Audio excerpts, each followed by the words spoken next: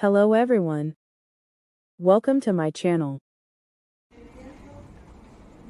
प्रणति पट्टनायक मो श्रोता भाई भौणी मानक मु नमस्कार करुछि। वर्तमान मोर गल्प देवव्रत किपरि भीष्म हेले से कथाटा वर्तमान मु आपण मानकु कहबी। पूर्व गप कहिथिली देवव्रत को गंगा माता फेरे देइथिले शांतनु को एवं कहले मुआको सबु विद्यारे पारंगम करिछि। तेणु शांतनु खुशी रे देवव्रत को धरिकी आसिले। देवव्रत घरे थांती दिने शांतनु पारिधि करने को से गंगा नदी कूल को जाइथिले एवं बाटरे गला बेले तांको गोटे बासना आसला। से बासनाटा कोठी आसुची ताको से अनुसरण करी गले। गला बेलू देखिले गोटे झीलटे डंगा चलाउची एवं से डंगारू से झील देहरु बासनाटा आसुची। से पचारे तुम देहरु केमती बासना आसुची तमे किए? से कहले मु योजना गंधा सत्यवती।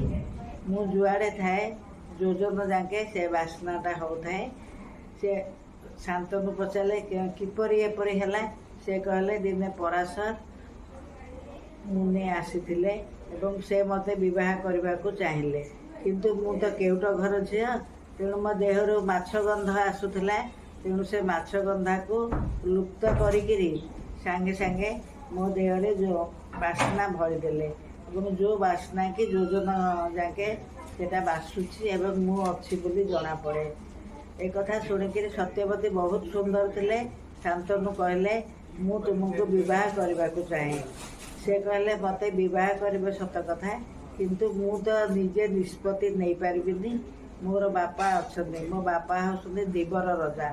आपण जदि तांको कहबे मु विवाह करिपारे। एक कथा शुणिकी शांतनु गले दिवर रजा पाखु एवं तांको लागी सत्यवती की से मागिले।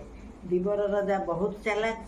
से कहले मो झील को तुमको दबारे किसी आपत्ति नहीं। मोर से राणी हम, हस्तिनापुर राणी हम, किंतु मोर गोटाए शर्त अच्छी। रजा पचारे कि शर्त ना?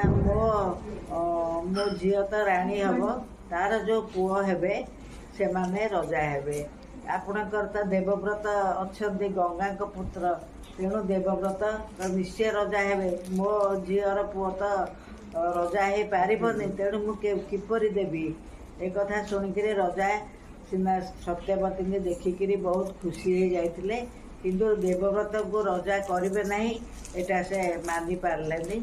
से कहले नाई नाई मु देवव्रत छड़ा क्या रजा करी। से सबु गुण रे परिपूर्ण एवं से गंगा को पुत्र, तेणु मुझे ही रजा करी।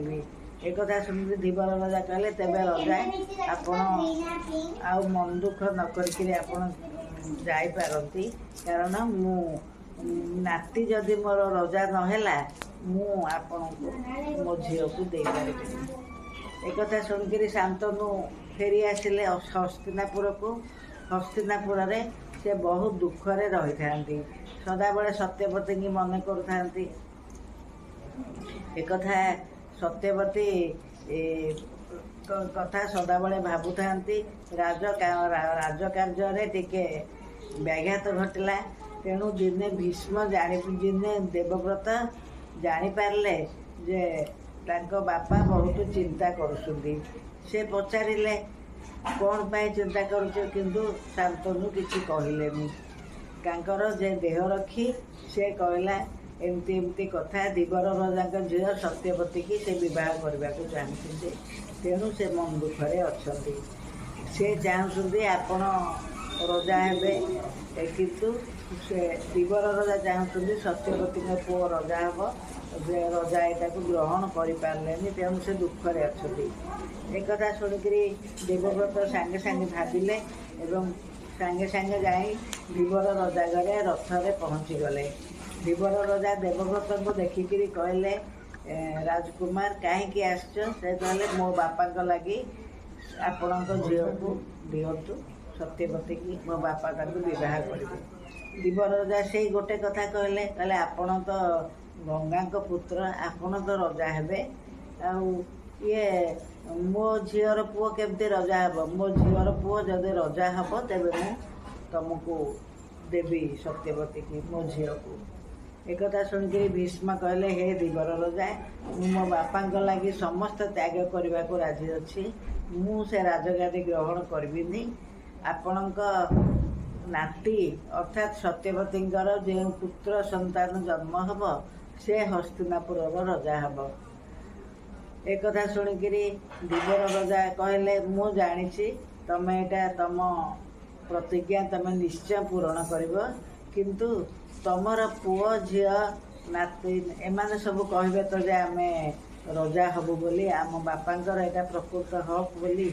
एक कथा शुणिक भीष्म ऊपर को हाथ टेकिरी कहले मु प्रतिज्ञा करुछि मु रजा हेबी नहीं किंबा मु जीवन सारा विवाह करिबि नहीं एटा मोर भीष्म प्रतिज्ञा।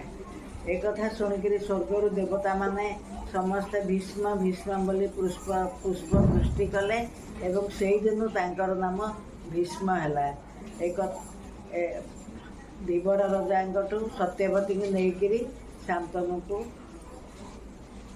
देवव्रत शांतनु को देले एवं शांतनु सत्यवती की विवाह करी खुशी रे रहिले।